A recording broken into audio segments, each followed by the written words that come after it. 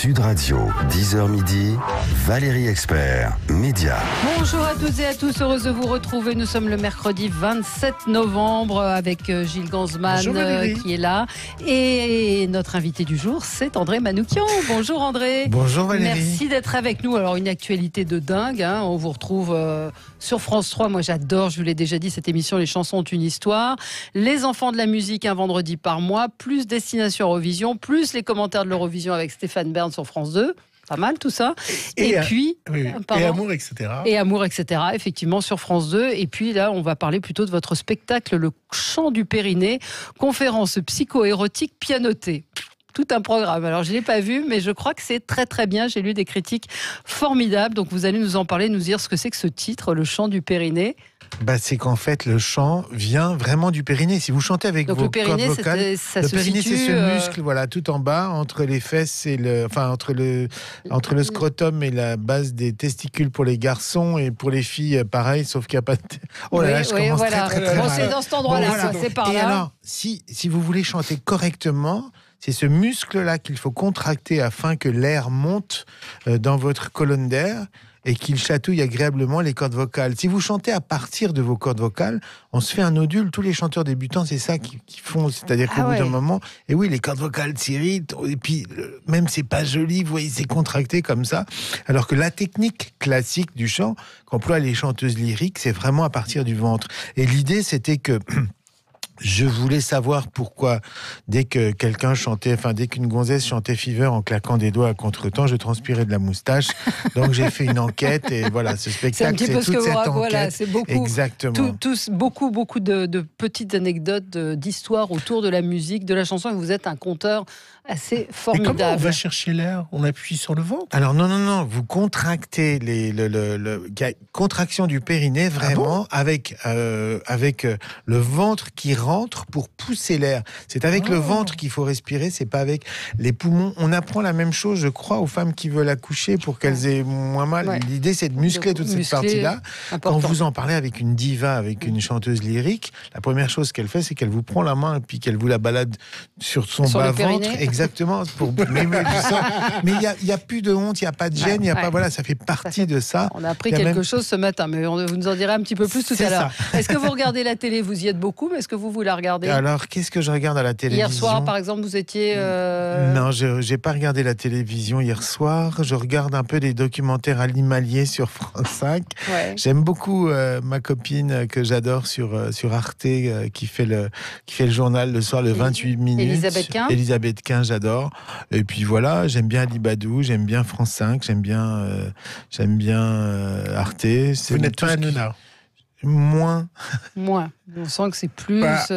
voilà. Et donc, hier soir, vous avez fait quoi, alors, si vous n'avez pas regardé la télé? J'ai travaillé à ma chronique d'une radio voisine ce matin à 7h20. Et c'était sur une chronique sur Nathalie Dessay qui chante Nougaro. Et c'était magnifique. Alors, elle, c'est magnifique, pas ma chronique, mais voilà. Et les deux étaient sûrement magnifiques. Alors, hier soir, à la télévision, il y avait la série américaine SWAT. 4 224 000 téléspectateurs, près de 20% de part de marché. Ça a plutôt très bien fonctionné. La France a un incroyable talent sur M6, 3 099 000 téléspectateurs, 16,5% de part de marché. Haut, hein. Ouais, très haut, mais c'est quand même 100 000 téléspectateurs de moins que la semaine dernière. Le Gadin, c'est pour France 2 qui arrive en 4e position avec le documentaire Le Nouveau Magazine Écolo d'Hugo Clément qu'on a reçu, on lui a pas porté chance, qui s'appelle Sur le front. 1 600 000 téléspectateurs, 7,9% de part de marché. C'est un vrai Gadin, ça marche pas l'écologie à la télé. On s'en fout, arrêtez de dire que c'est un gadin, c'est nécessaire cette émission, il fallait le soutenir, vous avez bien fait, évidemment, et puis voilà, quand c'était un peu différent, c'était entre, ce que je lui ai dit, entre Ushuaïa et Cache Investigation, il y avait de l'investigation, il y avait des belles images, visiblement ça a pas plu. Mais le drame, c'est qu'à la télé, on peut plus maintenant essayer les choses, c'est avec le temps que les émissions s'installent, que le public vient, et aujourd'hui, on n'a plus ce temps, il faut cartonner tout de suite, c'est pénible. C'est pas simplement ça, c'est que l'écologie ne marche pas. C'est-à-dire tous les essais, toutes les émissions, que ce soit Thalassa ou autres, quand ils ont voulu prendre un courant écologique, l'écologie ne fait pas de recettes à la télé. Ça fait 3 ans qu'on reçoit des gens qui veulent absolument faire des émissions sur l'écologie parce que c'est à la mode et ça ne marche pas. Ouais. Alors je ne sais pas si c'est suivi des faits par les gens, mais c'est un peu... Attendons, il nous a dit qu'il y avait plusieurs numéros de signés, donc peut-être que le prochain fonctionnera. 7%, c'est quand même très très bas. C'est très bas, oui. Estelle est en ligne avec nous. Bonjour Estelle. Bonjour à tous et bonjour Monsieur Manoukian. Vous l'aimez bien Estelle. Vous l'aimez bien, André Manoukian. J'adore. Vous l'adorez? Oui. Vous le j'adore. regardez quoi? Vous regardez France 3? Vous le regardez où? Je l'ai vu dans plusieurs épisodes, enfin plusieurs feuilletons, Ouais. et je l'ai trouvé super. Bon, bah, Je ne connaissais pas cette corde à André. ah bon, ça c'est dans la fiction. Alors c'est Oui. fais pas ci, fais pas ça. Et puis ce que je lui disais juste avant l'émission avec José Dayan où il a Exactement. tourné. Alors vous avez regardé Ouais. quoi vous hier? Eh ben j'ai regardé Hugo Clément Ouais. sur le front et, Voilà. et je m'en fiche de l'audience parce Ouais. que je trouve ça formidable. Il est chouette, il est engagé, il est jeune, il a Ouais. l'âge de mon fiston et je le suis depuis longtemps. Donc je voulais absolument pas rater ça. Et franchement, on est vraiment la génération de la honte. C'est Ouais. vrai. C'est vrai. Mm. Et il faut qu'on se bouge, il a raison, et c'est bien qu'il ait signé pour d'autres... Ouais, pour d'autres d'autres épisodes. épisodes, Mais vous êtes resté jusqu'au bout? Vous avez tout regardé? Ça a duré Jusqu'au 2 bout. heures. C'était fantastique. D'accord. Il y a de belles images. Il est vraiment engagé. Je connais l'Australie, donc j'ai été au courant quand il s'est fait arrêter. Et j'ai trouvé ça grave. C'est très, très grave ce qui se passe là-bas. Et c'est bien. C'est un lanceur d'alerte. Il est engagé. Ouais. Il faut qu'il Bon. continue. Et voilà, moi je le soutiens à fond. Et ne vous inquiétez pas, les consciences se réveillent. Bah, André a voilà, raison. c'est ce C'est vrai ouais. que l'écologie ne marchait pas jusqu'à aujourd'hui, mais là, ça commence vraiment. Mm. D'ailleurs, on a vu aux européennes ce qui s'est passé avec les écolos. Ils ont quand même pris 13%. Ouais. Donc, on avance. Bon, on avance. Bah, écoutez, merci Estelle de nous avoir appelés. Il y a également sur notre Facebook quelqu'un qui dit pourtant c'était très bien sur France 2. Donc je pense que ceux qui ont regardé ont aimé l'émission. Vous la regarderez peut-être en replay. Alors, André du coup, Manoukian. maintenant, je vais la regarder en replay. Et je vous rappelle juste un truc, c'est pas la masse qui Absolument. détermine la qualité. Loin s'en faut. Et heureusement, sinon, on serait passé à côté de beaucoup de génies. Vous imaginez s'il y avait des audimates du temps de Beethoven et de Chopin et de Mozart, mais quelle catastrophe ça Ouais, aurait été. sauf qu'on quoi. est dans une société aujourd'hui de l'immédiateté sais, mais et de heureusement la performance. Oui, mais heureusement qu'il y a Le encore... service public qui peut se Voilà. permettre ça. Est-ce que Exactement. vous regardez pas l'audience de la chanson Une histoire? Ah, c'est de la vie secrète des chansons. La vie secrète des chansons. Alors c'est mon producteur évidemment qui tous les lendemains matin m'appelle en me disant c'est super, on fait des bons scores, bravo. Ouais. Bon, évidemment ça me fait plaisir, mais c'est horrible. Franchement, quand vous travaillez à la radio, c'est cool Ouais. parce que vous C'est n'avez vrai. pas Il y a ce pas coup cette près qui pression vient tous chaque les jour. jours. Ouais. Oh là là, parfois le soir vous êtes là, tout le monde se congratule, vous buvez un coup, puis le lendemain, si les Ouais. audiences sont pas Ouais. bonnes, plus personne ne se connaît. C'est un peu, c'est dur, voilà, cette immédiateté du truc. Mais c'est pas ça qu'il faut juger aujourd'hui. La première fois qu'on a vu André Manoukian à la télé, c'était quand? Pardon. Ouh. C'était Vous vous alors souvenez de votre grand- première télé? Grand public, ça devait être non, parce que mes premières télés, c'était avec Liane Folly quand je l'accompagnais. J'étais souvent avec elle Au piano. au piano. Ouais. Il y a même avant Liane, j'étais musicien, donc j'ai fait à l'époque en tant que musicien des Champs-Élysées avec les artistes que j'accompagnais. Il y a eu Nicolas Perrac, il y a eu Sheila. Mais la première télé d'André Manoukian, quand on a dit voilà, on vous présente André Manoukian. Ouais. En tant que lui-même, Ouais. c'était vraisemblablement la nouvelle star. La nouvelle star, ouais. Ouais. C'est une ouais. Et dès le lendemain de la première diffusion, je me promenais dans Paris avec mon chien pour qu'il fasse ses besoins. Et il y a un gars qui me dit oh, faut être gentil quand même. Alors moi je me dis, ce qui me dit qu'il faut que je sois gentil avec mon chien. Et tout d'un coup je dis ah d'accord, il a vu l'émission. Ça y est, c'est fou l'effet. Et ça a que changé quoi pour vous la télévision? Enfin justement la nouvelle star, c'est. Ça a changé que, voilà, du jour au lendemain, les gens vous arrêtent dans la rue en disant « Ah, c'est le mec de la télé ». Donc au début, vous trouvez ça presque illégitime et c'est pas parce que vous passez à la téloche que... Donc c'est une reconnaissance qui vous embarrasse presque. Et puis petit à petit, ça s'est transformé. Une fois, il y a une prof de français qui a traversé la rue pour me dire, voilà, je suis prof de français. Normalement, ces émissions-là, je les déteste, les télécrochets, etc. Par contre, la vôtre a quelque chose de bien. J'ai l'impression que les gamins en sortent grandis, même si vous leur dites non. 2, vous mettez des mots sur nos émotions, et ça, c'est pas mal. 3, grâce à vous, mon fils de 9 ans s'intéresse aux péripatéticiens. Ah bah voilà, c'est déjà ça de gagner. On va passer au zapping. Je précise que effectivement votre émission s'appelle La vie secrète des chansons et non pas Les chansons d'une histoire. Gilles, c'est une erreur de votre part. Je vais faire la maîtresse d'école. C'est Frédéric Zetoun, les chansons d'une histoire. La vie secrète des chansons, c'est sur France 3. Mais comme vous êtes fan, vous avez corrigé par vous-même. Voilà, comme vous regardez. Voilà. Allez, on passe au zapping. Sud Radio, le 10h midi, les médias, l'instant zapping. On démarre ce zapping par évidemment nos soldats disparus au Mali. Parmi eux, le fils du sénateur Jean-Marie Bockel. Il était du Haut-Rhin, sénateur du Haut-Rhin, qui était hier sur BFM. Il a rendu hommage à son fils. L'émotion d'un père. C'est un fils merveilleux. Il était profondément doux, pacifique, attentionné et passionné, oui, vous l'avez dit, passionné par son métier et puis soldat engagé et sachant pourquoi il était là. L'émotion toujours sur CNews chez Jean-Marc Morandini qui recevait Rachida Dati face à l'animateur et elle a baissé la garde. Un homme politique au bord des larmes, c'est une image rare. Quand on se retrouve comme ça, marié de force, qu'on a 25 ans, il n'y a pas un moment où on a envie d'arrêter ? Bien sûr, mais arrêter pour moi, c'était simple. Je même pensé au pire. Je me souviens d'une conversation que j'ai eue avec mon père à un moment donné, mais j'ai pensé au pire. Après, je me suis dit, j'abandonne maman, j'abandonne mes frères et sœurs, et c'était pas jouable.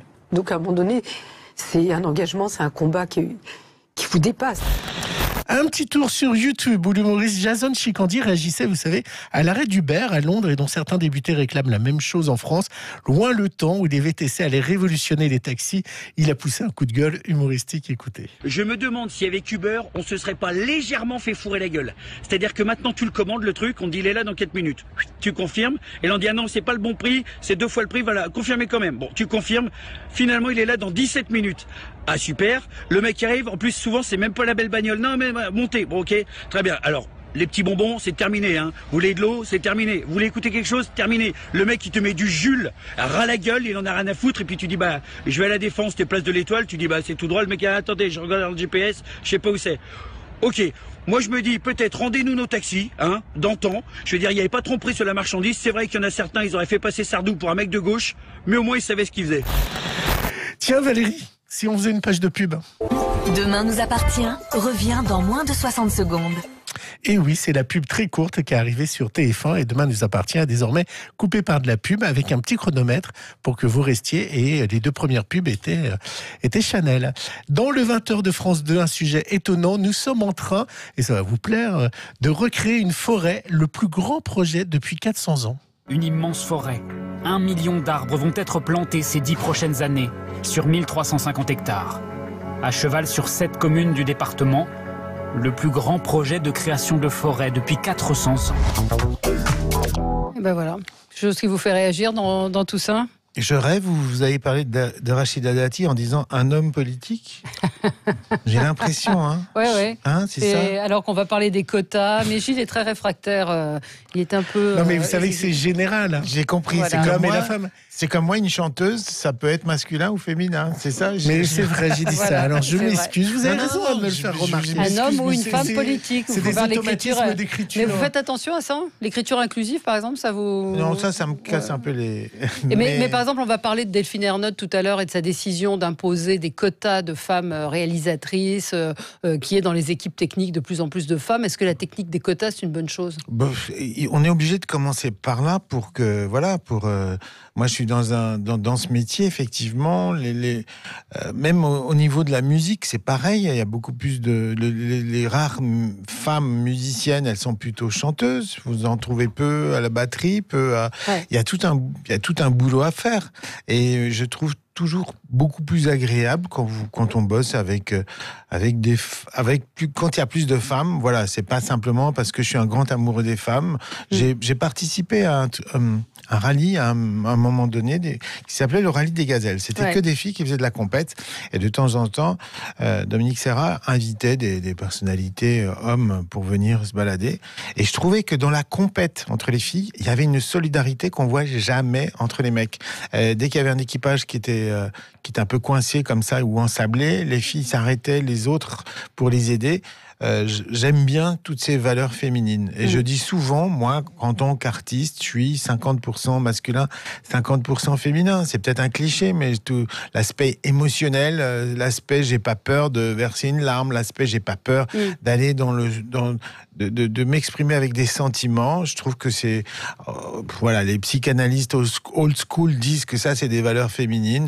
Bon, ça plaira peut-être pas à toutes les femmes aujourd'hui ni au féminisme, mais en tout cas moi ces valeurs-là je les revendique. Oui, mais quand vous choisissez un ingénieur du son, bon, même s'il n'y a pas beaucoup de femmes, vous le choisissez pas parce que c'est une femme ou un homme. Vous le choisissez parce qu'il est bon. Mais simplement, parce que vous êtes en confiance. Ouais, sauf que si ça oblige à prendre des femmes assistantes pour qu'elles apprennent ce métier, il y en a une qui est excellente, c'est la femme de Blanc-Francard, c'est lui, c'est le plus grand ingé son qui soit. C'est sa gonzesse, il l'a fait bosser, elle s'est intéressée à ça. Aujourd'hui, elle est top. Il faut qu'il y ait un début. Il faut commencer. Ce sera notre débat tout à l'heure. Votre spectacle, donc le chant du Périnée, conférence psycho-érotique pianotée.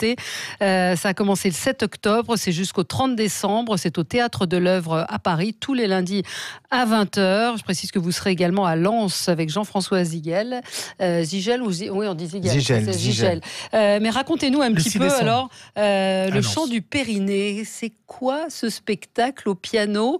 Vous racontez en fait plein de petites histoires autour de la musique, de la chanson. Qu'est-ce que c'est? Comment vous avez fait et c'est quoi? C'est une histoire de la musique comme on l'entend peut-être pas assez, qui se sert de mon parcours. J'ai commencé le piano classique à l'âge de 6 ans. J'ai découvert le jazz à 13 ans en écoutant un disque de ragtime. Chez moi, mon père écoutait Beethoven et maman écoutait Sheila. Donc ça a été une rencontre fulgurante. Et tout de suite, j'ai dit, mais comment on fait pour improviser? C'était ça mon grand sujet. Et personne à l'époque n'était capable, même quand j'allais voir des pianistes de jazz à Lyon en leur disant, donne-moi des cours, il y en a un qui savait plus quoi faire. Il m'a dit à la fin, bois du whisky. J'ai trouvé ça un peu léger, et je suis allé à Boston dans la Berklee School of Music, et là tout s'est fait pour moi. Toutes les règles de l'improvisation, elles tenaient sur une demi-feuille de papier. Vous voyez, j'en prends une et je la plie. Et il suffit de 3 portées comme ça. Et je me suis dit, mais pourquoi on n'apprend pas la musique comme ça à nos enfants? Le petit Mozart. Et du coup, je reviens un petit peu en arrière, et en fait, tous les musiciens dits classiques étaient tous des improvisateurs. Bach improvisait. L'art de la fugue, c'est quoi? C'est juste... On se servait les partitions, ça servait à quoi? Je vous rappelle qu'à l'époque, il n'y avait pas de téléphone portable et il n'y avait pas de magnéto. Donc, pour pas oublier ce qu'on venait de composer, simplement, on l'écrivait. Mais tout d'un coup, l'écriture a pris le pas sur l'imagination, sur l'improvisation, sur les joutes. Mozart faisait des joutes avec Scarlatti. Beethoven, quand il faisait un concert de piano solo, 80% de ce qu'il jouait, c'était de l'impro sur les grands airs d'opéra. Et les filles tombaient dans les pommes, c'était des rockstars, les mecs. Et tout d'un coup, fin du 19e siècle, on appelle nos écoles de musique des conservatoires. Ça veut dire que tout d'un coup, on dit il y a un patrimoine, il faut le compiler, et on cesse d'apprendre l'improvisation aux musiciens, on n'en fait plus que des lecteurs. Et du coup, il y a les musiciens se retrouvent avec la moitié du cerveau qui est pas là. C'est comme si vous disiez à votre enfant qui vient de naître, je ne te parlerai pas. Et toi, tu n'as pas le droit de parler tant que tu ne sauras pas lire ou écrire. C'est aussi absurde que ça. Donc voilà, c'est mes indignations, c'est mes coups de cœur, c'est mon amour des chanteuses, de la voix, qui est le plus bel instrument du monde. Et c'est tout ça qui s'appelle le chant du Périnée. Voilà, parmi les choses, le premier micro-sillon qui a été inventé 3000 ans avant Jésus-Christ dans une pyramide, les chanteurs à voix aiguë affolent les filles, l'exécution de Robespierre qui a donné naissance au jazz. Oui. Ça, c'est quoi cette histoire? C'est juste que dès le lendemain de l'exécution de Robespierre, on met fin à la terreur. Les Parisiens inventent une danse de déglingo qui va s'appeler le quadrille des Tuileries.